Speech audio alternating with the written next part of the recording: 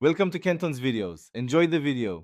Before you connect, understand what a VPN does and the legal limits.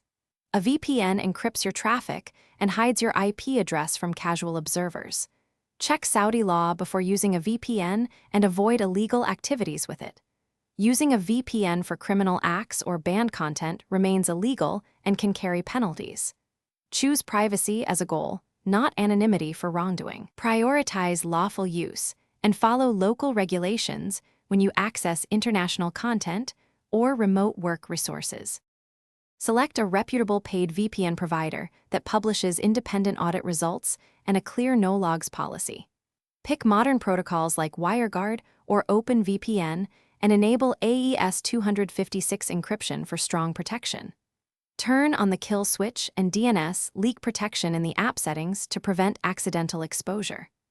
Avoid free VPNs because they often throttle speed, inject ads, or log traffic. Pay with privacy-respecting options when possible, and create a strong, unique password for your VPN. After installation, test for IP and DNS leaks using online tools before sensitive activity. Use two-factor authentication and update your VPN app regularly to reduce vulnerabilities.